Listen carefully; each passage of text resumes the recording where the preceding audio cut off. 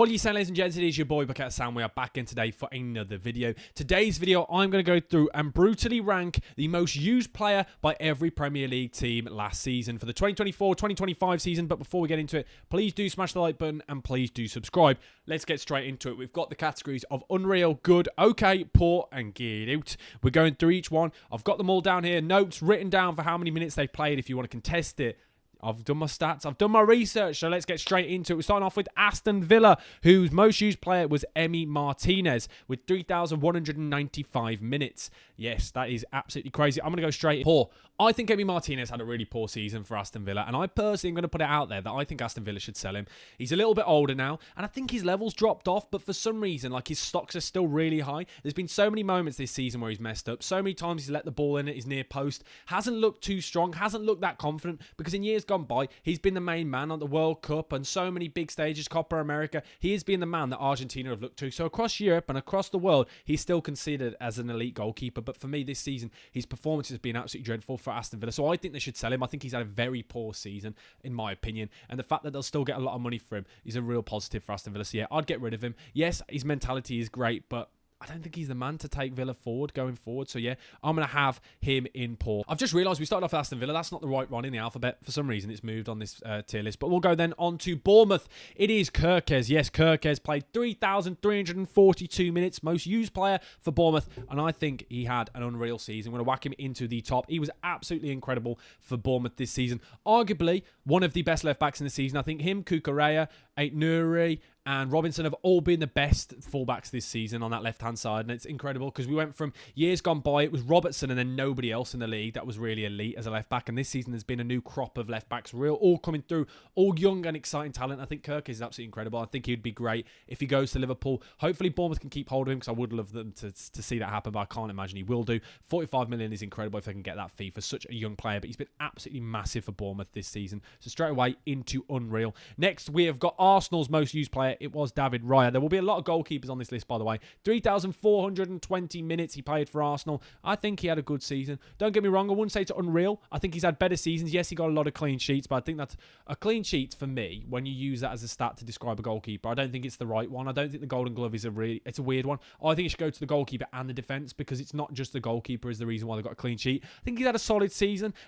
He's not been bad at all, but I don't think he's been great. I don't think he's been elite this season compared to how he was last season, but still a very solid season from David Raya. So we're going to whack him into good. Then on to Brentford. We've got Nathan Collins, who also played 3,420 minutes, which is the most. That's literally the maximum you can play in a season. So him and David Raya played every single minute. I think he had a good season, probably the bottom of good, pushing on okay. He's been one of those players that's come in because obviously Brentford have going through a bit of a transition period. Nathan Collins was signed in for quite a significant fee, and they've had Ben Mee and Ethan Pinnock and players like that at the back in years gone by, and obviously Ethan Pinnock is still playing. But I think Collins is kind of this new breed coming through at Brentford. And he's just kind of slipped into this team as if nothing ever happened, as if Ben Mee was never there kind of thing. He's just kind of seamlessly come in, played in a good, solid Brentford side. So he's had a very good season, yeah. So we'll whack him into good. Nothing out of this world where you're like, oh my word, we need to talk about Nathan Collins. But nothing where you think he's been bad, reliable, and he's consistently fit, which is a massive thing. So yeah, played every single minute. And little bit of insight for you here, guys. We're going to be doing a quiz on the podcast coming up soon. And here's an answer because he is the only outfield player in the Premier League to play every single minute this season. So there you go. Little bit of knowledge there I've just dropped on you. There you go. And next we are talking Brighton. Verbruggen played 3,240 minutes. Yes, another player that played every single minute of the season, which I think is really funny considering that Brighton went from De Zerbi, who was like tossing and turning, changing his goalkeeper every other week, doing what Arteta said he was going to do. De Zerbi actually did it, but Verbruggen has been the main man this season, played every single Premier League minute. I think he's had an okay season. Nothing out of this world. If you look at his XG prevented, it's not great,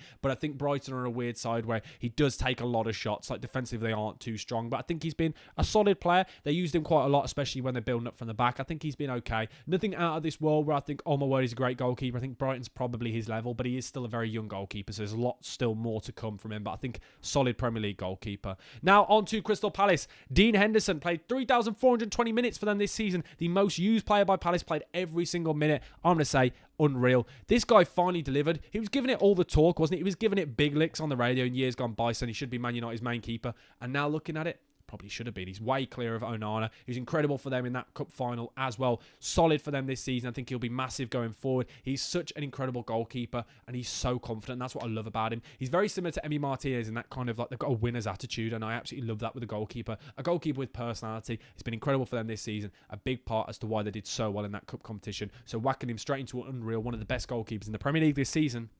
And I finally think Dean Henderson is knocking on that door at Pickford going, I think this England spot might be mine. It's going to be intriguing to see whether he'll probably play this summer. I think in the next kind of friendlies that are coming about, we'll kind of see Dean Henderson getting used a little bit more, and it's exciting to see somebody actually competing with Pickford. Yeah, I love Dean Henderson. Very good goalkeeper. Next, on to Chelsea. Moises Caicedo. 3,356 minutes he played for Chelsea this season, and whacking him into unreal. In my opinion, Caicedo is the best holding midfielder in the Premier League. A lot of people like to talk about Gravenberch, but I think the reason why people like to talk about Gravenberch is the fact that they kind of use the comparison thing. I think that's kind of the recency bias where you think he's gone from nothing to something, whereas Caicedo's just been consistently good now for Chelsea. Both seasons, and he was great in the year before as well for Brighton. I think he was incredible this season. So good. He's just so consistent. And what I've noticed recently about him, Chelsea fans will back me up on this, he gives away loads of fouls because referees can't get their head around how he wins the ball back. There are so many tackles where you don't understand. They get given as a foul, and you watch it back in slow-mo, you're like, that wasn't a foul, but how on earth has he got the ball? He's just incredible at it, and he's just so technically good. He's always going to get the comparisons to Kante. That's always going to happen with the fact of him being at Chelsea. He will never be Kante. Kante, in my opinion, is just like out of this world. He's a phenomenon. Just somebody that will just put in the past and just leave him there because you can't use him as a kind of a benchmark to compare. But Caicedo is incredible. The regen of him, it's incredible. It's so good to see. Absolutely massive for Chelsea this season, and a big reason as to why they did so well in the Conference League in that final as well. He was absolutely massive for winning that ball back. Kind of Isco kind of died down a lot, especially in that second half because he was winning the ball back so much. So yeah, Caicedo, incredible, unreal season for me. I've just realised, by the way, again, this kind of list, the alphabetical order here is all over the place. I don't know why it's been generated like this. So we'll carry on. We'll move on. Let me know your thoughts, by the way, in the comment section below. And if you haven't already, please do smash the like button. Please do subscribe. I'm trying to get to 15,000 subscribers by the end of the calendar year. We're trying to get to 10k subscribers. We're knocking on that door. We're nearly there. So please help me out for pretty much daily content coming away this summer. So yeah, thank you guys. Let's get on to it. Next, we have got Jordan Pickford. Jordan Pickford also played every single minute of this Premier League season. I want to put him into good. Yes, he got his third most amount of clean sheets this season. He's had a very solid season yet again. Another one of those players that consistently is good enough. Realistically, I still think he could move on from Everton and be a goalkeeper at one of the big boys. I think he's good enough, and I would like to see him moving away from that relegation battle inside, where seeing it like he is for England, I think it will help his career massively. But a very solid season again from him. Very good yet again. Consistent. You know what you're going to get from him. Always 7, 8, 9s out of 10, and he's going to 2-foot somebody randomly out of nowhere. And I feel like he's calmed down a lot this season. He's matured a bit because he's gone from the seasons where he's kicking all the sideboards, screaming all the time at the defence. I think he's calmed down. Before, my query with him is he played as an emotional player. This season, I think he's calmed down quite a bit, and we're seeing a bit more of a mature player, and I like that in him, and I think that's a side of his game that's really massively improving, because before you could see him making mistakes because his head was gone. He was too busy screaming at that right back like Cal the Dragon in his garden, where I think this season he's kind of massively stepped up. Next, we've got Fulham, Bernd Leno, another player with 3,420 minutes, another good player, another reason why Fulham had one of their best seasons. Well, sorry, it was their best ever point tally in a Premier League season. I think he's a massive part of it. A very consistent goalkeeper that isn't the most exciting one, doesn't get the plaudits that he probably deserves because of the way he left Arsenal and things and the way he was kind of replaced. But I think now it's quite funny looking back that Ramsdale replaced him, and Ramsdale's now been relegated, and Bernd Leno is in and around mid-table where he should be. Very good goalkeeper. On his day can be world class, but consistently very good goalkeeper. Definitely a very solid Premier League goalkeeper. Next we have got Dara O'Shea at Ipswich. 3,123 minutes for Ipswich this season. I'm going to say, for Ipswich, he was good, but in Premier League, kind of like understanding he's a poor player, isn't he? I'm a West Bromwich Albion fan. I've seen him come through at the Albion. I've seen him play so many times. He's not good enough for me in the Premier League. He's a very good, top-level Championship defender, but I don't think he's a Premier League player, and that's the reason why he got relegated with Burnley. He's been relegated with West Brom, and now he's been relegated with Ipswich as well. You look at him, he's not good enough for me in the Premier League, and if any of the Premier League newly promoted side goes in for him, I'll just be pulling my hair out thinking, what are you doing? Don't get me wrong, solid player, but he's not good enough for the Premier League in my opinion. But yeah, poor season realistically in a poor Ipswich side. Next, we've got James Justin, who played 2,920 minutes.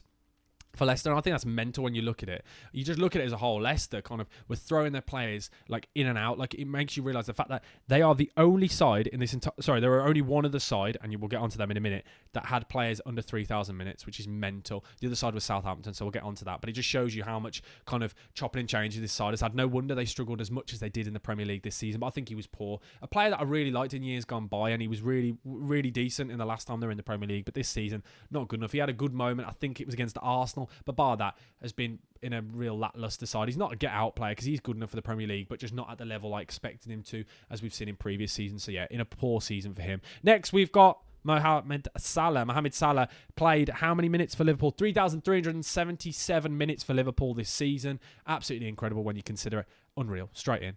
Simple as that. Player of the season. Absolute joke. Nothing else needs to be mentioned because it's boring. He's too good. He's just too good. He's not fair. So we're going to whack him straight into the top of this leaderboard. No one will get anywhere near him. Next, Manchester City's most used player with 3,279 minutes was Vardiol. And Vardiol, I think, had a good to okay season. Nothing out of this world. And I think there's a bit of a thing with Vardiol where everyone kind of goes, yeah, but look how many goals he scored. We're talking about him as a defender. Let's push aside the amount of goals he scores. I think he's been okay, and I think kind of people put him on a pedestal as being one of the best defenders in the Premier League. I don't think he's on that level. I don't think he's that good. I think he's solid. Don't get me wrong. He's elite, but he's not on the levels of your Gabriels, your Van Dijks, your Canates. I think he's just in that next category, just below that. I think if Manchester City want a real push on and win their trebles and things, he's not the main man. Like, Ruben Diaz is a better defender than him. John Stones is a better defender than him. But I think the real reason why Vardiol plays as much as he is because he's always fit. I think that's a big thing. But yeah, a real frustrating player because he's been a part of a back four that kind of has been pretty poor this season. So yeah, into good, but at the bottom of good for me. Next, Manchester United is mental to say. Manchester United most used player, 3,060 minutes, is Andre Onana. Now, we're going to whack him in poor. He's not in get out. He's not that bad. I'm not going to whack him in that category where we just say get out of the league. Did you know what, actually? Yes, we are. Whack him in get out. Get out of the Premier League. He's simply not good enough. He's been absolutely dreadful. A big reason as to why Manchester United have been as bad as they have done this season. It's as simple as that. No other words need to be said. So next, we're moving on to Newcastle. Big Dan Burn played 3,330 minutes, their most used player, and he was absolutely unreal for them this season. Not at the top, sorry. I'm whacking him into the bottom of unreal. I think he had a very, very solid season. Another player that is mad to think they've had all this investment and he's still there, and he's still such a big part as to why they're playing so well. I love him. Absolutely incredible for Newcastle. Had a great season this year. They did this year. I just love him. I think he's so good. And I think he's kind of a player that you look at and just think, he just makes you smile. I love him. Unreal season yet again for him. Scoring in the final as well. And the fact that he's a Geordie lad as well. It's just a great story, isn't it? Next, we have got Nottingham Forest. Matt Sells. He's going to go in just above Dean Henderson. The clean sheet record, sharing the Golden Glove with David Raya, which is absolutely mental. And to think that no one expected him to kind of play at this level, I think he's massively overperformed. And I think now people are probably getting a little bit ahead of themselves. I can't imagine he's going to replicate this form next season because it just worked for them last season. He was absolutely incredible. But yeah, in unreal for this season. I can't get my head around how good he was being. When he was signed from Newcastle and he was kind of like third choice goalkeeper, no one really knew what to expect. Everyone was like, okay, there's another goalkeeper Nottingham Forest have tried to sign and going to try and work with. But he was absolutely incredible for them this season. A big reason as to why they have been so defensively strong. Yes, they dropped off a little bit towards the end of the season, but as a whole, incredible. Matt Sells is definitely into unreal. Next, we've got Southampton's Kyle Walker-Peters, 2,922 minutes. I think he's okay. He's probably one of the shining lights in this Southampton side, a player that is definitely good enough to stay in the Premier League. And anyone in those kind of recently promoted sides, Sunderland should go in for him, or Leeds should go in for him, Burnley should go in for him, Everton should go in for him. He's definitely good enough to be playing in the Premier League. And I think he's kind of one of the only kind of shining lights. Him and Tyler Dibbling are the only two kind of players that have got even like a respectable season, in my opinion, or even Fernandes actually as well. But you kind of look at those players that have had respectable seasons for Southampton. Yeah, very good player. Just in a poor side, let's be honest. Now moving on to Tottenham Hotspur. Pedro Porro was the most used player for them this season. 2,608 minutes played. I didn't realise he'd played as little minutes as well. Actually, when you look at Spurs, obviously I know they had a lot of injuries. I did say earlier that they were the only two sides to have played as little minutes. But yeah, apologies for that. I got that wrong. But yeah, 2,608 minutes. But obviously, Tottenham have had so many injuries and they kind of sacked off the league. I think he's been in good, definitely. Been probably arguably one of their best players in the Premier League this season. Massive for them going forward. And defensively, he's been quite strong at times. That improvement has been definitely noticed this season for me. A player that really suits Tottenham. A very good player. And I still think he'd probably go up to that next level, going into one of the big boys, the sides that are competing in the Champions League. But obviously, they're there this season, so who cares? So just ignore what I've said. I forgot they won the Europa League for a second then. Next, we've got West Ham. The most used player was Max Kilman with 3,349 minutes. West Ham fans, I got it wrong. I said I thought he'd been dreadful this season. A lot of West Ham fans came on to me saying he's probably one of the only players that has been decent. I think I've seen them in moments where they're playing against pacey forwards and he just looks like he gets absolutely ripped apart. They overpaid for him, but he's still definitely a decent centre-back in the Premier League, but it's been a really poor West Ham season. So yeah, into okay, towards the bottom, pushing on poor, but I don't think he's on the level of the players that I'm whacking it into poor. And then the final one is Ait Nouri for Wolves, 3,127 minutes. It looks like he's off to Man City, but he was their most used player in the Premier League last season. Absolutely incredible. Out of this world. He had a great season. I'm going to whack him into the bottom of unreal. Again, pushing on with the fact that him, Kirkes, Robinson and Cucurella are some of the best left-backs in the Premier League right now. And Ait Nouri was an absolute joke this season. So good going forward. He's basically not even a left-back, is he, the way he plays. He's basically just he's a left winger, isn't he? He's a left midfielder, the way he goes forward. I love him. Had a very solid season. And I absolutely love him going forward. Yeah, very exciting player. But there you go. That is me ranking the most used player by every single Premier League team for the 2024-2025 season. Let me know your thoughts down below. And if you look, it's kind of a really nice design there. Let me know your thoughts down in the comment section below. Please smash the like button. Please do subscribe. And I will see you guys for another video coming very soon. Maybe tomorrow if you're lucky. Join all the socials down below. Click it all up. Run it all up. And thank you guys for watching. And I will see you guys very, very soon, as I just said. Hopefully tomorrow. Fingers crossed if I get the edit done. But yeah, thank you.